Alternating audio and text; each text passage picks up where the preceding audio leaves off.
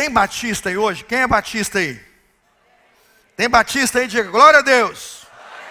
Tem batista? Diga aleluia. Vão dizer que tem assembleano, mas tem batista aqui. Pessoal, chegou um pessoal pentecostal aqui, sentou do meu lado quarta-feira, falou, estou me sentindo em casa. Falei, hein, rapaz, chega para lá. Que história é essa? Que como se lá, aqui é a casa de Deus, meu irmão. Aqui o fogo desce, aqui a glória consome. Aqui a palavra é pregada. Aqui os dons são manifestos. Aqui os espíritos, irmãos, daqueles que estão cativos, saem em nome de Jesus. Porque aqui é a salvação, amém? Vamos pregar sobre redenção. O que é redenção? Eu sei. O que é redenção? O que é ser redimido? Não é? Falamos sobre queda, não foi? Falamos sobre quê? Falamos sobre criação, falamos sobre queda. Temos que falar sobre redenção. Se o homem passa pela queda, se o homem foi colocado lá sob os poderes da queda, está num cativeiro do império das trevas, precisamos de redenção. Quem pode nos redimir? Seu dinheiro? Quem pode nos redimir? Seu conhecimento? Quem pode nos redimir? 1 quilo de sal, uma rosa benta, uma água disso. É isso, pessoal? Quem pode redimir? Você compra um documento para morar no céu, né? Indulgência. É isso, pessoal? Não. Eu vejo hoje que a igreja muitas vezes pega desvios, pega caminhos que não podem conduzir à salvação. Eu tenho estado preocupado. Às vezes deixamos de cantar a palavra que tinha no seu conceito. Quando cantamos a palavra, cantamos os conceitos doutrinários, os princípios que norteiam a nossa fé.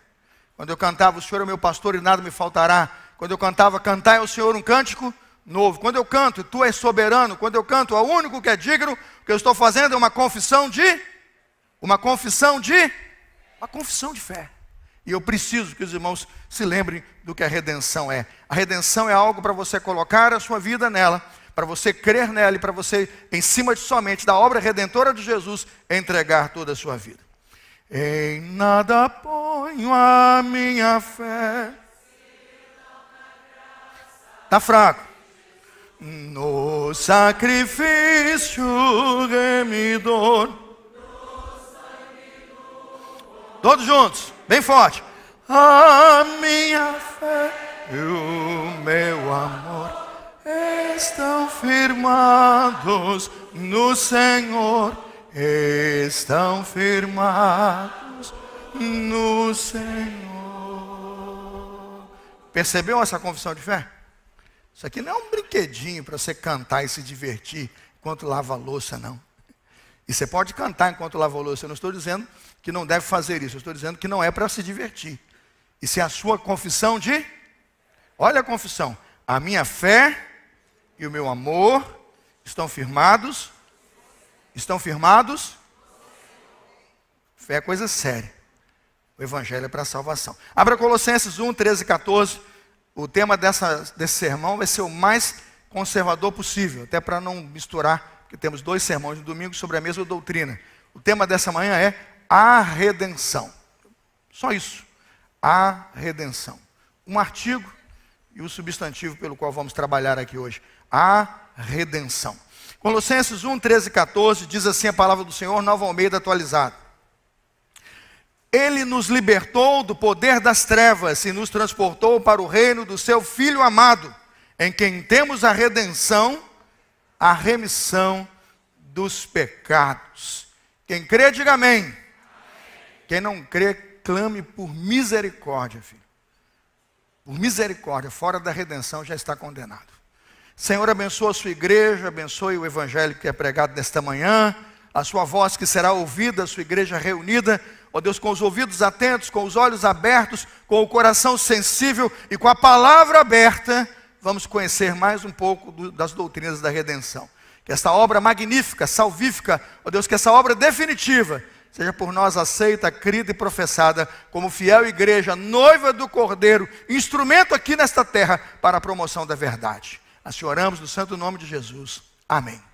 Podem sentar-se.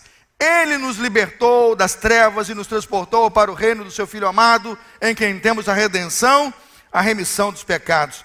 Por que o apóstolo Paulo tem que escrever uma confissão tão poderosa como essa?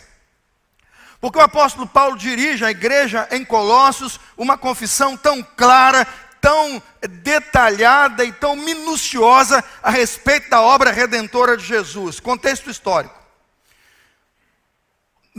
neste contexto, percebemos que os mestres do engano estão atuando na igreja de Colossos. Os emissários da heresia sempre estão presentes nas igrejas. Os paladinos, como diz o Dr. Hernandes, os paladinos da mentira, chegam em Colossos disseminando seu veneno. Eu não sei quem permitiu, se a igreja permitiu, se a liderança permitiu, mas eles estavam lá, envenenando a igreja com falsos ensinos, com falsos conhecimentos, e colocando isso nos grupos de comunhão da igreja. Está no texto. O que fazer, irmãos, quando esse tipo de gente aparece? Temos que orar e trabalhar para que esse tipo de fermento seja afastado. Um aluno nosso aqui na Universidade da Palavra, que ouvir que a redenção não é suficiente para a sua salvação, levante, saia, procure a diretora da EBD, peça ao educador providências. Esta igreja ensina uma heresia. Imagina um professor de nossa escola dominical se levantar, e estou dando exemplos que podem acontecer, e não digo que já aconteceram. Imagina que o professor chega lá e diz assim: a Bíblia não é a palavra de Deus. Aí você pega a Bíblia, coloca sobre a mesa dele, devolve e desce. O que eu vim fazer aqui 8h30? Devia ter ficado em casa vendo Auto Esporte, Globo qualquer coisa, né? Sport TV, retrospectiva da Olimpíada. Estou fazendo o que aqui? O professor acabou de dizer que a Bíblia o quê? Não é a palavra de Deus. O que eu estou dizendo aqui hoje é que você esteja muito atento e muito seguro que o que a Bíblia diz é a verdade. O Senhor Jesus, quando ora pelos discípulos, Evangelho de João 17 diz: a tua palavra é a verdade.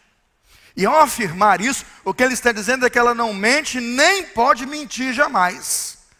Quando nós então vamos ensinar alguma coisa, devemos sustentar o nosso ensino e alicerçá-lo totalmente na palavra de Deus. E quando alguma coisa está fora, que nós como igreja nos levantemos a conversar com o professor, a pedir ajuda, a liderança, e a dizer: à luz do que eu estou lendo, não estou entendendo, porque diz uma coisa aqui, o senhor diz outra, há um princípio aqui, o senhor ensina outro. Temos que sentar, porque podemos estar recebendo um tipo de heresia comum na igreja.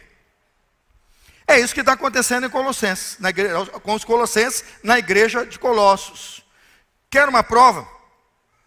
Esses falsos hereges, falsos mestres e hereges mentirosos, estão tanto, de fato, negando Cristo como Criador, e para fazer isso, pastor Henri, eles negam a doutrina da criação.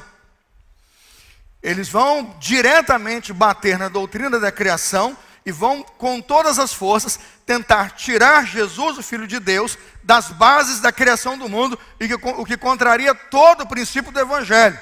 Inclusive João capítulo 1, no princípio era o verbo estava com Deus, e o verbo era o quê?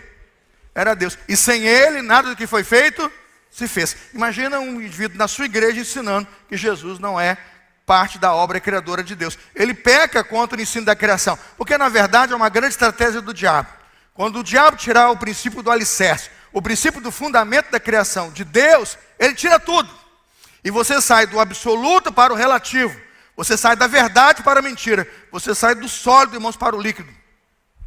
É exatamente isso que eu vejo acontecendo em muitas igrejas que permitem que falsos ensinos, como por exemplo evolução e tantas outras coisas que vêm com a sua ideia de ciência, tentando negar a narração do próprio Deus, dizendo ele, Deus, na sua autoria, ser ele o criador do universo. Morrerei criacionista, porque o Deus criador me disse assim. Eu não digo que a ciência encontrará explicações comuns e livres para explicar a origem do universo. Eu não digo que a ciência não vai, como tem feito, grandes benefícios para a medicação e muita coisa, né? Medicina, cura, cirurgia, leis da física, leis disso. E tudo isso na minha percepção, porque o Deus grande e eterno tem revelado ao homem. Mas o que eu estou dizendo é que Deus nunca vai negar o que ele disse. Isso eu afirmo aqui. E qualquer coisa que venha para narrar a compreensão do universo, passará pela mão do Deus que disse: haja luz, e houve luz. Pois foi ele que disse. E eu não vejo nada na história que negue nada o que ele disse. Paulo está tão preocupado com a igreja e o ensino da criação, e por fim também, o fato de Cristo ser o Redentor. Começam em Colossos boatos e bochichos de que a obra redentora ou a salvação pode vir por outros caminhos. Aí pronto. Começa lá a fofocada. Salvo pela circuncisão, salvo pela obediência às leis. E aí eu falo, quando o indivíduo diz isso na igreja, está negando a obra e o único sacrifício pelo qual podemos ser salvos, a obra de Jesus na cruz do Calvário. Paulo está preocupado? Tá. Vamos ver se ele está preocupado. Abra comigo Colossenses 1:23. Veja se Paulo está preocupado. Seja bereano do vídeo para crer. Abra a sua Bíblia, se a equipe quiser acompanhar na tela, pode, porque tem muita gente conectada em casa, e o pessoal de casa vai ter dificuldade, é bom que veja na tela. Colossenses 1:23, atenção aqui no templo e em casa.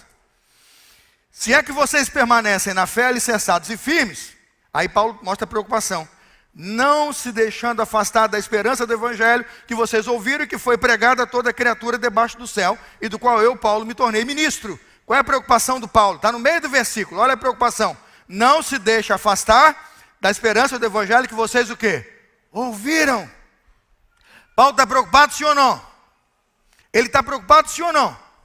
Ele está muito preocupado. Que eles podem se desviar, porque esses assuntos estão entrando com força, estão ganhando volume na igreja. Vamos ver se Paulo está preocupado. Colossenses 2, vai para mim, versículo 4, vai para o 4. Estou fazendo rapidamente uma exposição do livro para você perceber por que essa sentença redentora é tão forte e elucidativa. Tem um motivo, Paulo está preocupado com a igreja. Colossenses 2, 4, pode ler comigo? 2, 4. Digo isso a vocês, para que ninguém... Por que ele está dizendo? Ele está preocupado com o quê? Que ninguém vos engane, com argumentos o quê? Irmão, tem falastrão por aí? Tem? Tem? Oh, misericórdia, gritaram aí, ó. Tem falastrão por aí. Ensinando bobagem em cima de bobagem. E tem gente comprando sal, comprando toalha, comprando prego, comprando martelo. Tem gente que compra pedaço da cruz, porque querem um modelo redentor que não os pode salvar. Cuidado. A religião, irmãos, muitas vezes pode adoecer uma pessoa se você não conhecer o autor da fé. Ah, pastor, mas o pessoal compra lá o pedaço da cruz, mas lê a Bíblia, prega a Cristo. Irmãos, não pode pregar o Cristo ressurreto aquele que está negando a essência da cruz deste evangelho. A cruz está vazia, Jesus ressuscitou. Paulo está preocupado? Paulo está preocupado. Colossenses 2,8, vamos ver aí, Colossenses 2,8. 2,8. Tenham cuidado para que ninguém venha o quê? A enredá-los, peixe. Tem um negócio, caiu na rede é peixe, está aí, ó. Você tem a expressão, tu pensou que não é bíblica não? Enredá-los, enredá-los. Caiu na rede é peixe, né? Gente que vai capturando você e levando você pelo mau caminho. Paulo está preocupado, e por isso uma confissão doutrinária forte é necessária. Ele chama de enredá-los com filosofias vãs. Ele bota, ó, sutilezas, a tradição dos homens, rudimentos do mundo, não segundo quem?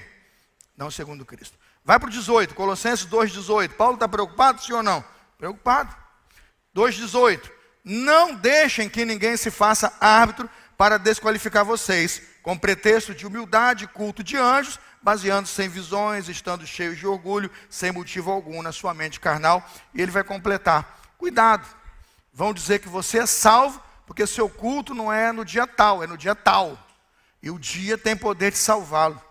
Se o dia tem poder de salvá-lo, a redenção é inútil. Fica no dia e seja salvo. Meu irmão, não anule a graça de Jesus. Não anule o santo evangelho que o próprio Jesus Cristo proferiu, pagando e comprando este evangelho que nos é anunciado para a nossa salvação com o seu próprio sangue. Ele é muito caro para você trocá-lo por um dia, por uma lua nova, por um modelo, por um calendário. Fique com Jesus, porque nele e por ele são todas o quê? Todas as coisas. O que é redenção? Afinal de contas, falou-se muito em redenção. O apóstolo Paulo usa a palavra redenção no português traduzido assim. O que é redenção? Redenção é a libertação de pessoas. Redenção, no Antigo Testamento, nos ensinos da origem do Antigo Testamento, pode ser a libertação de um animal, de uma propriedade que está na escravidão ou na mão de alguém que tornou aquele animal, pessoa ou propriedade escravo. É preciso redenção para que aquela pessoa, por um pagamento, seja livre. É preciso pagar. Lembra daquela mãe que tinha 2 filhos presos com o devedor do marido? Lembra o que Eliseu fez? Mandou produzir azeite, falou, vende com dinheiro, compra, redime seus filhos, porque tinha uma dívida. Isso é redenção no conceito do Antigo Testamento. O hebraico tem 2 palavras muito comuns para falar sobre redenção. 2 palavras comuns no Antigo Testamento hebraico são usadas para redenção ou redimir. Primeiro, a palavra hebraica para agir ou redimir é Gaal. Gaal, não é Baal, cuidado, é G, Gimel. Gaal. A palavra Gaal significa aquele que age e redime, é a expressão para redentor. A outra palavra comum também que nós usamos, palavra número 2, é padar. Padar. Padar significa resgatar. O ato em que o remidor ou redentor paga o preço e resgata a pessoa. Chama-se padar. Ele pagou o preço e a resgatou. A redenção legal de uma propriedade ou escravo acontecia como? O redentor, parente ou alguém a quem esse parente otorgou o direito comparecia ali, através do que eles chamavam de goel, pagava o preço e redimia. Quem aqui já leu a história de Ruth e Boaz? Quem já leu a história de Ruth e Boaz, levante a mão. Quem já leu? Quem era o redentor aí, o remidor de Ruth? Quem foi? Agora, ele era o primeiro da linha? Não, ele teve que adquirir o direito. Tem a história do sapato, né? Muito rica a história. Mas mostra que aquela viúva, a Noemi, ela só foi redimida porque apresentou-se quem? Um redentor. Tudo isso está no Novo Testamento explicando para nós uma obra que o nosso Deus faria lá na cruz do Calvário, para todos nós, quando nos apresentássemos como servos do pecado ou como escravos do pecado. Não é a primeira vez que o Evangelho faz por ilustração, caso Boaz, Ruth, Noemi e tantos outros, para mostrar-nos o conceito de um Deus redentor. Veja, por exemplo, como Deus se apresenta, Êxodo capítulo 6, versículo 6. Deus se apresenta como redentor. Êxodo 6, 6. Portanto, diz aos filhos de Israel, eu sou o Jeová, e vos tirarei debaixo das cargas dos egípcios, vos livrarei da sua servidão, e vos resgatarei com braço estendido e com juízos grandes. Êxodo 6, 6. A palavra redentor, irmãos, aqui aparece com força no sentido de resgatador. Eu sou Deus que descerei ao Egito e vou resgatá-los com mão forte e com grandes sinais, para que todos saibam que eu sou o seu remidor. Esse é o primeiro conceito de redenção no Antigo Testamento, Êxodo 6, 6. Pelo menos escrita, a palavra aparecendo, resgatarei. A palavra dirigida a Deus, como sendo o próprio Deus resgatador, e não uma pessoa resgatando alguém, mas o próprio Deus ao seu povo e aos seus filhos. Nos evangelhos encontramos a presença da palavra redenção nos lábios do próprio Jesus, que ensina o motivo pelo qual ele veio e a obra pela qual Deus vai realizar através dele. Marcos 10, 45. Marcos 10, 45. Porque o Filho do Homem também não veio para ser servido, mas para servir e dar a sua vida em resgate de muitos. A palavra resgate, redenção, remissão, pagamento. Por isso ele deu a sua vida, foi um pagamento para o resgate de muitos. E o apóstolo Paulo evolui todo o conceito e o explica à igreja de forma doutrinária. Uma das melhores explanações vai ser pregada hoje à noite, vem ouvir aí o melhor sermão desse domingo, Efésios 1, 7. Veja como o apóstolo Paulo vai detalhar o conceito agora nas cartas. Efésios 1, 7. Nele temos a redenção pelo seu sangue, a remissão dos pecados, segundo a riqueza da sua graça. Apresentando obviamente Jesus Cristo, o Deus que através do seu Filho Jesus Cristo nos dá a redenção pelo sangue, nos oferece remissão dos pecados. E aqui uma evolução, obviamente gradativa do conceito redentor. Primeiro Deus vai oferecer redenção pelo sangue e depois, nessa mesma obra, remissão pelos pecados, o perdão dos pecados através da sua morte expiatória. Redenção então é o quê? Redenção é um ato de graça e misericórdia divina, reconectando depois da queda a humanidade a Deus iniciando o processo de renovação de toda a criação, terminando essa grande obra no que chamamos consumação dos séculos. Através de sua morte expiatória, Cristo, irmãos, nos salva, porque em sua morte Ele levou o castigo que devia ser nosso. Foi na morte expiatória que Cristo pagou o que devíamos a Deus, pagando a dívida que nós devíamos a Deus. Uma vez que a humanidade, cometendo o pecado, não tem com o que pagar, porque está contaminada pelo pecado, somente Jesus, o perfeito Filho de Deus, poderia se oferecer para quitar essa dívida, morrendo em nosso lugar. Quando alguém diz assim, aquela cruz era minha, eu digo, a culpa era minha. A cruz era de Jesus. Aquela cruz era minha, eu que devia estar lá. Eu falei, não, lá estão os meus pecados, mas lá devia estar Jesus. Porque se Jesus não vai àquela cruz, se Jesus não morre naquela cruz, todos nós estamos perdidos. O que eu estou dizendo aqui é que aquela cruz era de Jesus, e aquela morte só podia ser de Jesus, porque só Jesus reúne todas as condições de perdoar todos os pecados do homem e quitar tudo diante do Senhor. Quando alguém ingenuamente, sem pensar, diz, aquela cruz era minha, que ele está dizendo, por exemplo, que aquele bandido da cruz, ao morrer na cruz, com sua morte, pagou seus pecados e pode se salvar. Ele não pode. Entende? Porque a cruz daquele bandido era dele, e ele reconhece, eu estou aqui condenado pelos verdadeiros pecados. Ele reconhece. E ele morre pelos seus pecados. Naquela cruz está Jesus, que morre pelos nossos pecados. Por isso aquela cruz era dele, porque só ele poderia, como providência divina, cumprir e realizar o único sacrifício capaz de salvar todo aquele que nele crê, para que eu não pereça, mas tenha o quê? Então aquela cruz era dele. Ela foi desenhada para Jesus. Pastor, é isso mesmo? Sim. Deus planejou amar o mundo. Deus decidiu amar um homem perdido e caído nas quedas do pecado, prisioneiro do império das trevas. E só pode fazer isso comprando o mundo com o seu próprio sangue, sangue de Deus derramado na cruz do Calvário. Deixa eu passar 4 coisas que eu preciso dizer sobre redenção, e depois dessas 4 coisas a gente termina. Eu espero que até as 15 horas a gente consiga sair daqui. Não dê risada, ore, não dê risada. Peça a Deus para resolver em menos tempo. Primeira coisa, a queda aprisionou a humanidade no império das trevas. Lembre-se disso e nunca se esqueça disso, que depois que o homem caiu, a Bíblia diz que todos pecaram e destituídos estão o quê?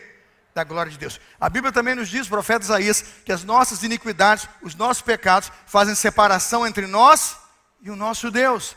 A queda, irmãos, aprisionou a humanidade no império das trevas. Colossenses 1,13, eu vou pregar vírgula, vírgula e eu termino, vírgula, vírgula. Ele nos libertou do poder das trevas.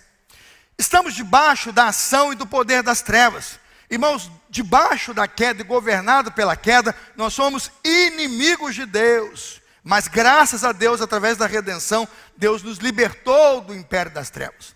A libertação do poder das trevas nos informa claramente que de fato estávamos todos nós, que hoje somos libertos, naquele cativeiro que pesava contra nós. Isso como verdade me faz aceitar uma coisa: existe o império do mal, existe uma ação do mal, e ela atua num mundo mal. Colossenses 1,13, ele nos libertou do império, do poder das trevas. O mal é uma realidade. Tentam dizer que não, não é? É muito interessante uma frase que diz assim: há males que vêm para o quê? E eu não estou falando do governo das trevas. Eu estou falando de uma ação que eu acho que não é boa, de uma coisa que não me agrada, mas que pode me fazer bem. Tem gente que acredita, né? Bate aquela folha de boldo lá, é boldo? Boldo lá na água, com soquete, aquele negócio de soquete de madeira, né? Bota um negócio de madeira, tem que ser, o de ferro não serve, que solta alumínio. Eu já vi, tem tanta coisa por aí. Você bate, bota no boldo, toma. É amargoso que só. Aí o meu pai falava assim: é ruim, mas faz bem. Eu digo: como assim? Como assim? Aí você vai dizer assim: não, pastor, faz bem. Eu até entendo, mas é ruim para chuchu. Eu gosto de jiló, mas não gosto de boldo. Vai explicar. Sei lá, algum defeito no paladar. O que eu estou dizendo é que quando você diz há males que vêm para o bem, fala de ações, situações. Mas não é do império das trevas. o império das trevas não tem nada de bom, não. A Bíblia, quando faz separação entre luz e trevas. Há um mal, irmãos, há uma realidade concreta que a igreja deve estar atenta. Sabe, irmãos, presta atenção. Há um ser maligno corrompido que governa o reino das trevas. O Deus desse reino se chama Satanás. Ele é chamado diabo, maligno, serpente, tentador, destruidor, pai da mentira, assassino, príncipe das trevas, Deus deste século, dragão. Ele é do mal. Eu não sei quem tem colocado na cabeça dessa geração que o inferno não existe e que o diabo não existe. É uma estratégia do próprio diabo. Isso foi inventado no inferno e está ganhando pauta no meio dos cristãos. O inferno não existe, o diabo não existe. Isso é apenas um lado da nossa oposição, da nossa adversidade. Irmãos, a Bíblia diz que o mundo das trevas é governado por um imperador das trevas. A Bíblia assim o diz, o próprio Deus assim diz. Esse reino das trevas é um reino de escravidão. Esse reino das trevas é responsável pela escravidão, pelo pecado, pela devassidão, pela mentira, pelo engano. E obviamente é responsável por sua condenação eterna. Porque aqueles que morrem dominados por este reino, a Bíblia diz que já estão o quê? Condenados. É um evangelho duro, irmãos, mas é um evangelho clássico. É um evangelho duro, mas ele é forte. Uma igreja que vem, você senta no culto e diz: eu fui naquela igreja e me senti tão bem. Eu digo, irmãos, pode ser uma boa coisa, pode ser uma coisa ruim. Porque se você em algum momento não se sentir mal, significa que você não olhou para os seus pecados e teve vergonha deles. Então diga, eu me senti muito bem, mas me senti muito mal. Eu me senti muito bem, mas me senti incomodado. E aquele é o lugar onde eu preciso estar, porque ali eu sou confrontado a um reino do mal. Livra-nos do mal, amém. Por que Jesus ia orar para você ser liberto do mal, se o mal é seu aliado? Ele diz, anda de mão dada. O que ele diz? Livra-nos do mal. E disse mais o quê? Amém. Que cabeça temos nós? Ensinando a associação com as trevas, ou tentando colocar fora da pauta o diabo e seus asséculos, a ação do mal, que como príncipes e dominadores deste século estão aí. E tem muita gente a serviço do mal. O mal pode estar num partido, o mal pode estar num político, o mal pode estar na polícia, o mal pode estar em muitos lugares, o mal pode estar num bandido, o mal pode estar num pastor. Há o império do mal, e você tem que discernir, e só discerne isso quem anda no reino da luz. Quem tem seus olhos iluminados por Jesus. Quando nós não temos os olhos iluminados para ver, ficamos cegos e somos dominados. Porque com sutileza, viu o apóstolo Paulo escrevendo aos Colossenses? Com sutileza, com fábula, com falácia, tenta nos desviar. Se o primeiro ensino fala da queda, o segundo ensino fala de como saímos da queda. Deus nos libertou do império das trevas. Segundo ensino. O primeiro, a queda nos aprisionou no império de trevas. Lá nós estávamos. Muitos ainda estão lá. Mas o segundo ensino é onde nós queremos estar e onde nós estamos. Deus nos libertou do império das trevas. Veja o verso 13, Colossenses 1,13. Ele, Deus, é importante colocar aí de quem? Porque o Filho vem depois. Ele, Deus, nos libertou do império das trevas e nos transportou para o reino do seu Filho. Então ele é Pai, o Filho está embaixo. Ele, Deus nos libertou do poder das trevas. Diga assim, glória a Deus. Eu sou livre, meus irmãos. Quando eu vejo aquela turma de amarelo da Cristolândia cantando aí, cantando lá no teatro, eu sou livre, aquilo é para a gente chorar. Porque estavam nas mãos do dominador das trevas. Hoje são livres em Jesus. Deus é o único que pode nos libertar desse império das trevas. Deus é o único capaz de fazer essa obra. A libertação vem de Cristo, nunca virá do homem. Somos libertos não por resolução de nossas próprias lutas ou vontades. Nós não somos libertos pelos nossos desesperados esforços. Nós não somos salvos por nossas lágrimas amargas de remorso. Nós só somos salvos por Jesus. O poder das trevas não pode ser quebrado pela força humana, mas somente pela ação divina. Uns confiam em carros, outros em cavalos. Nós fazemos e faremos menção do nome do Senhor dos Exércitos. Que poder tenho eu contra o príncipe deste mundo, o detentor do reino das trevas? Eu não tenho e nem posso. Como eu perceberia, não fosse o Senhor me dando olhos e percepção espiritual, meus olhos estariam cegos, como Deus deste século cegou o entendimento de muitos, para que não se lhes resplandeça a luz. Trevas, irmão, sabe o que é trevas aqui? É ignorar a Deus. Sabe o que é trevas aqui? Estar em trevas é não conhecer Deus. O apóstolo Paulo ensina isso na carta e diz que estar em trevas é viver sem a certeza de que Deus fica verdadeiramente irado com os pecadores e corrige o seu pecado no seu Filho Jesus Cristo. Não, Deus é amor, Deus não fica irado não. Como assim, meu filho?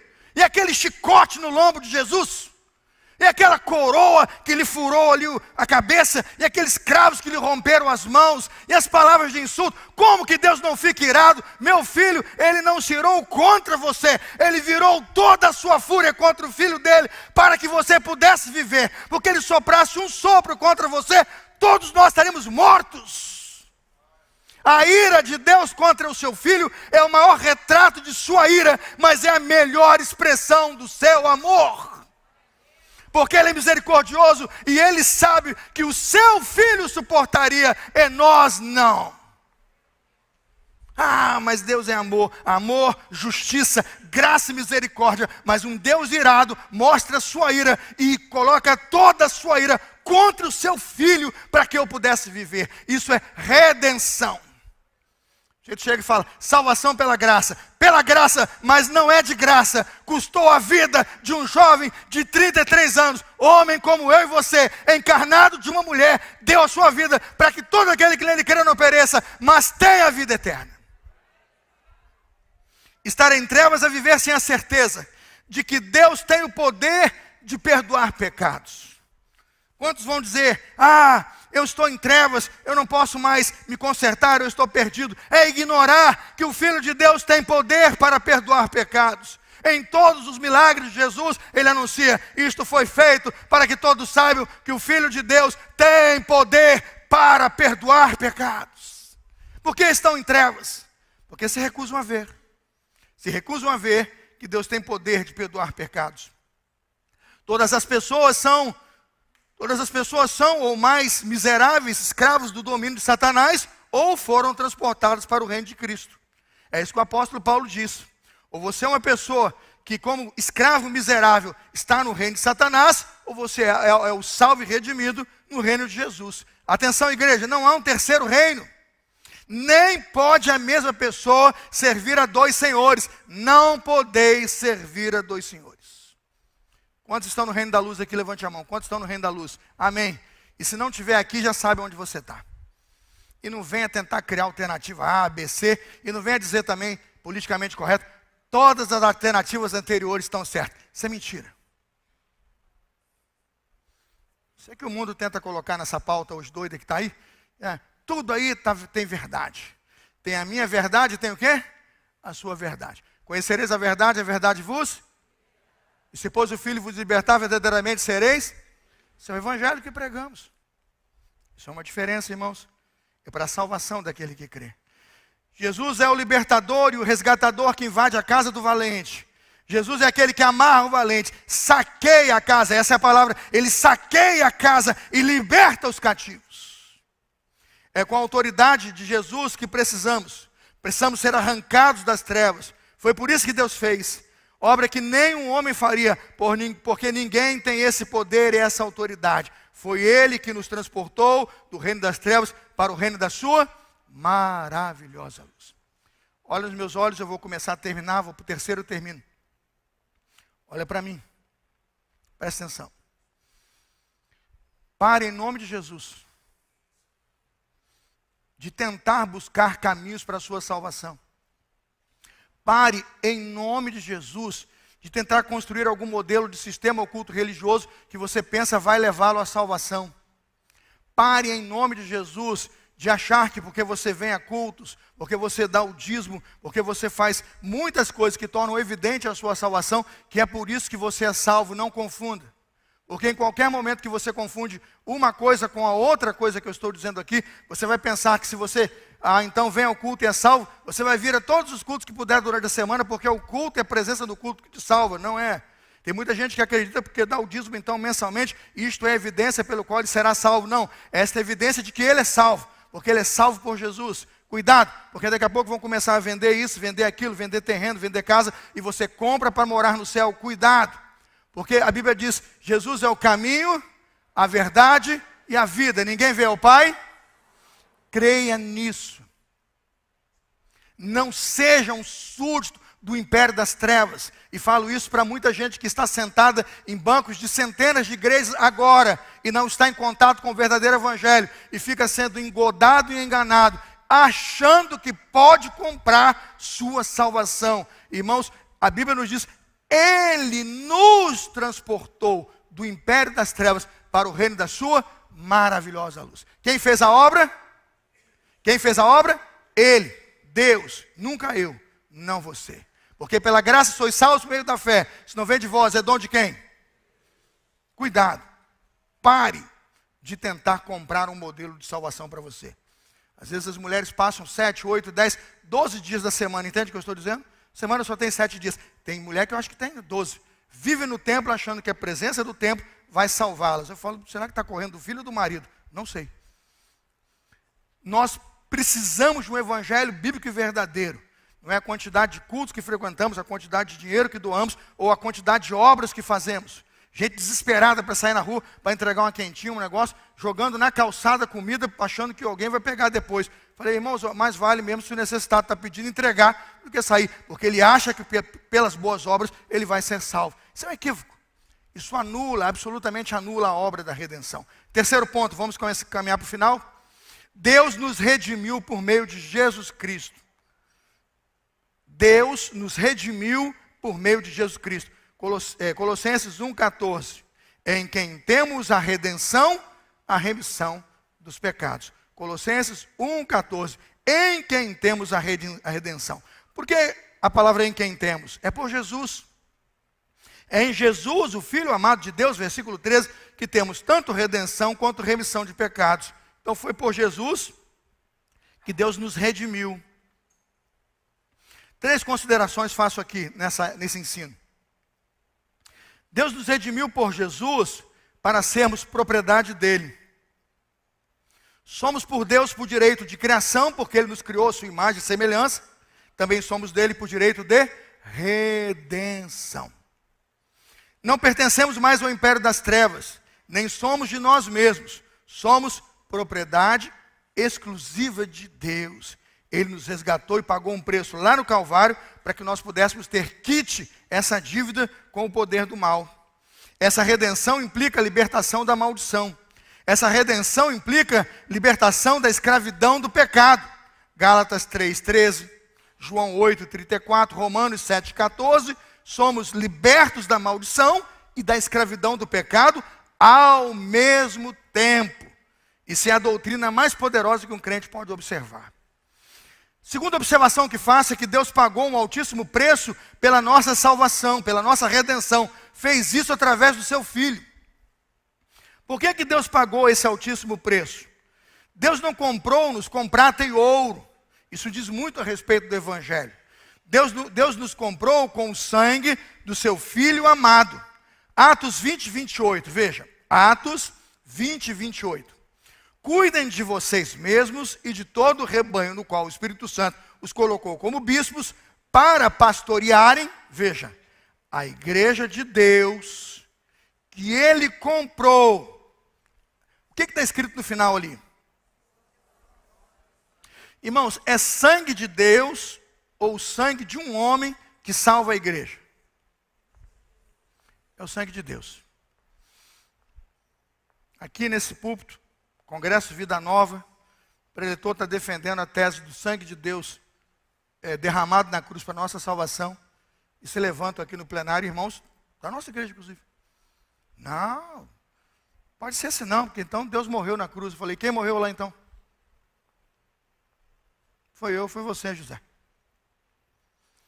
Irmãos, se nós corrompemos este ensino, qualquer sangue nos pode salvar. E aí você vai ver um monte de galinha na porta do cemitério, o povo desesperado com galinha, coelho, bicho, sangrando por tudo que você achar. Porque qualquer animal pode salvar. Preste atenção. O único motivo pelo qual o sangue salva, preste atenção, para economizar essa galinha e fazer no domingo com molho para comer com a família. Economiza essa galinha. Preste atenção. O único sangue que pode salvar o homem é o sangue de Deus. Repudia esse tipo de ensino religioso, que tem como fator determinante que coloca isso, roupa disso ou daquela cor, isso, e com sangue de animais. Repudia. Isto anula o sacrifício de Jesus. É contra os ensinos do Pai. Não aponta para o reino de Deus. Por favor, abra seus olhos. Quantos animais ainda vão morrer por aí? Sacrificados. Porque ainda estamos com a cabeça lá atrás, quando o Evangelho já nos foi dado, entregue precioso por Cristo, para que todo o sistema religioso do mundo inteiro possa se adequar ao ensino de que não é mais pelo sangue de bodes e carneiros, amém, irmãos? Mas pelo sangue de Jesus Cristo, seu Filho. É o sangue de Deus, não o meu, e nem outro sangue nos pode salvar. Deus pagou esse alto preço, não a Satanás, mas a si mesmo. Tem gente que acredita. Eu já fui ovelha de pastor que disse isso. Eu já conversei com ele, falei, pastor, revisita isso aí, está errado, hein? Olha o que o pastor diz lá. Deus um dia olhou para o homem perdido e tal, viu que estava todo mundo no império das trevas. Deus foi lá, pagou um quinhão para o diabo, falou, fica com esse dinheiro aí, com essa oferta aí, e me libera meu povo. Como se o resgate fosse pago a Satanás. Eu já ouvi isso no púlpito, Henri. Deus dando bom dia para o diabo, pedindo permissão para buscar seu povo. Irmão, sabe a quem Deus pagou o resgate? Deus pagou o resgate a Ele mesmo. Porque a santidade dele foi ofendida. Porque a glória dele foi afetada. E como sendo um Deus santo, Ele nunca poderia chegar de novo a ter contato com você. Porque nenhum dos nossos pecados poderia nos levar de volta à presença dEle. Porque a nossa imundícia não entra no templo de Deus. Aí você pergunta, como é que Deus fez para resolver? Deus quitou a dívida com Ele mesmo. Justificou para todo mundo que a morte de Caim, quando Caim matou Abel, Ele vai punir a Jesus. O que Ele está dizendo é que aquele filho que clama pela inocência e por justiça, que olhe para a cruz e diga, Cristo nos perdoa de todos os pecados. Por isso então eu sou justificado, por isso eu sou santificado, é a glória dele sobre minha vida, é o sangue dele sobre mim, eu perdido pecador, longe de Jesus, lavado e remido e coberto pelo sangue de Jesus, digo, me apresento justo e justificado e purificado, porque é Jesus Cristo que transforma. Então não se deixe dobrar a ensinos que mostram e deturpam a verdade e entendam que Deus honra é o seu próprio nome. Deus sai em defesa de sua própria glória e paga para si mesmo um resgate que precisa, porque senão o homem não teria contato com o Senhor. Para terminar, o último aspecto, eu termino, me deem 1 hora, mas eu vou gastar em 5. Último aspecto, quarto, Deus nos perdoou por intermédio de seu Filho. E aqui eu termino. Versículo 14 diz, em quem temos a redenção, a remissão dos pecados. A última vírgula diz tudo do que eu precisava dizer, e eu digo para o Henrique, se eu pregasse só aqui, esse evangelho seria suficiente. Temos a redenção, vírgula, 14, a remissão dos pecados. Aqui o cerne da mensagem. Aqui o poder do evangelho, aquilo que em nenhum lugar pode se fazer e nenhuma obra pode ser feita a não ser por Jesus. A remissão de pecados. Além do resgate do transporte para o reino de Cristo e da redenção realizados no passado e no presente, temos hoje perdão dos pecados. Glória a Deus! Remissão. A remissão de pecados não consiste numa remoção da corrupção ou da qualidade depravada, não. Elas estarão aqui conosco e sobre nós. Mas ela consiste em um perdão gratuito da desobediência e de toda a culpa que eu sinto que advém dela. Eu não sofro uma metanoia que paro de ser pecador. Eu sofro uma glória e uma justiça que me faz justificado. Aleluia! Esse corpo de corrupção só vai deitar à sepultura quando eu morrer. Mas até lá, eu sou justificado. Justificados, pois, pela fé, temos paz com Deus. A remissão não ensina que os pecados não mais existam, mas que aos olhos de Deus, o juiz, eles não contarão para a sua condenação. Entendeu a diferença? Remissão é um apagar. Remissão é um apagar, não da corrupção, mas da culpa. Como um credor apaga de seu livro de contabilidade uma dívida, Deus do seu livro escreveu quitado. Ele, contador e cobrador da dívida, disse: não me deve mais nada. Abra Colossenses 2, estou terminando, abra Colossenses 2, vamos terminar. Isso é muito precioso, irmãos, isso é para a sua salvação. Colossenses 2, entenda o que significa remissão de pecados. Redenção você já entendeu, eu queria explicar remissão de pecados. Colossenses 2, 13. Está comigo, sim ou não? Amém. E quando vocês estavam mortos, não tinha ninguém vivo, irmãos, estava todo mundo escravizado na queda. Estava todo mundo no império das trevas, é isso que o Evangelho diz. E quando vocês estavam mortos em seus pecados e na incircuncisão da carne, Ele lhes deu vida juntamente com Cristo, perdoando todos os nossos pecados, cancelando o escrito de dívida que era contra nós e que constava de ordenanças, o qual nos era prejudicial. Irmãos, o que ele fez? Vamos lá? O que ele fez? Removeu, gravando na cruz. Quantos creem nessa sentença de Jesus? Quantos creem nessa ação de Jesus? Quantos creem? Isto aqui, irmãos, é remissão de pecados. 15, veja o triunfo disso. Por isso que a cruz é o ponto de convergência da igreja.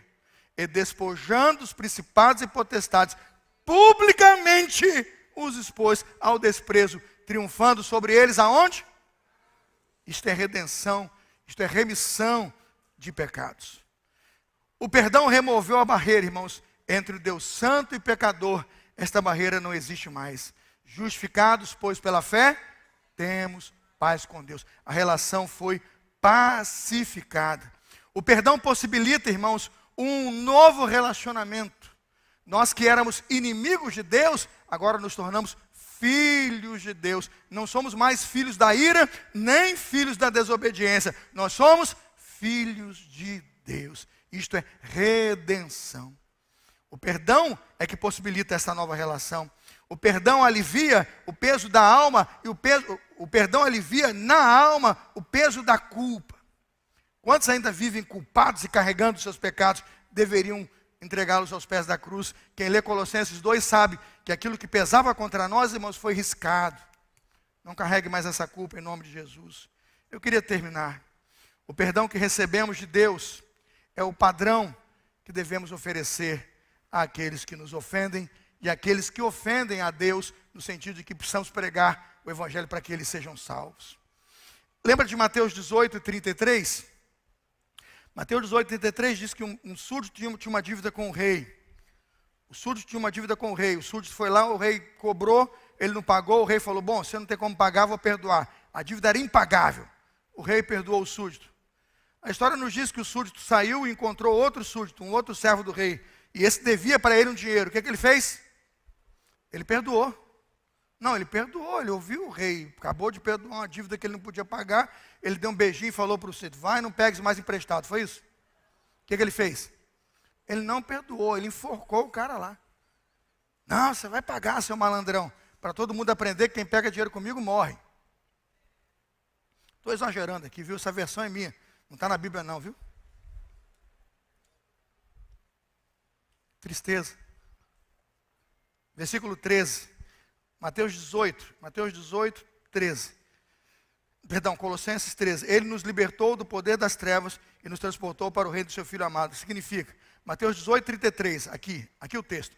Será que você também não devia ter compaixão do seu conservo? Assim como eu tive compaixão de você?